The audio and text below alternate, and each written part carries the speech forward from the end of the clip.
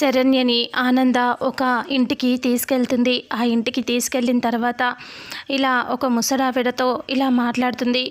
శరణ్యని కూర్చోబెట్టి, తను నా కోడల్ని నీ ఇంట్లోనే పెడుతున్నాను, నువ్వు జాగ్రత్తగా చూసుకోవాలి అని అంటే, కోడలమ్మకి ఏదైనా సమస్య అమ్మా అని చెప్పి ఆ ముసలావిడ అడుగుతుంది.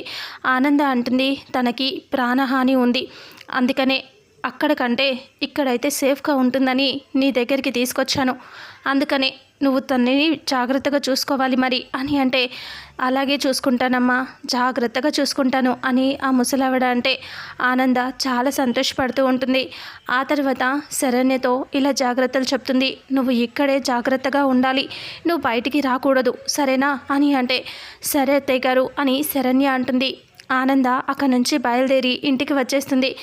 ఆనంద భర్త ఇలా అడుగుతాడు, శరణ్య ఆచూకీ ఏమైనా తెలిసిందా ఆనంద అని అడగటంతో అప్పుడు ఆనంద ఇలా అంటుంది, తెలిసింది, కానీ శరణ్య ఎక్కడుందని కాదు, శరణ్యకి ప్రాణహాని ఉంది, తనని ఎవరు కిడ్నాప్ చేశారు, తనని ఏం చేస్తున్నారు, తన వెంట ఎందుకు పడుతున్నారు, అవన్నీ తెలుసుకున్నాను, అసలు తన వెంట పడింది అని అనన్య వైపు కోపంగా చూస్తూ ఉంటుంది.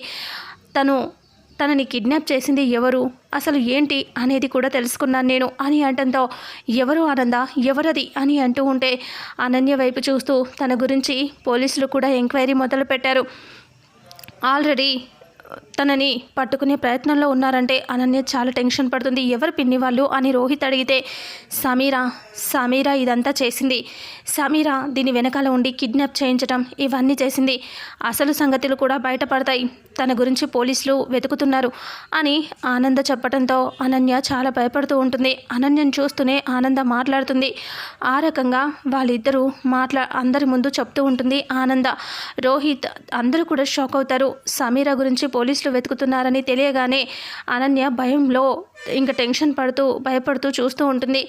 ఇంకా సమీరాని నిజంగానే పోలీసులు పట్టుకుంటారా, ఆనంద అలా ఎంక్వైరీ చేపిస్తుందా, అనన్య గురించి కూడా నిజం బయటపడుతుందా, అసలేం జరుగుతుంది అనేది రాబోయే నెక్స్ట్ ఫుల్ ఎపిసోడ్లో తెలుసుకుందాం. వీడియోని చూసిన ప్రతి ఒక్కరూ వీడియోని లైక్ చేయండి.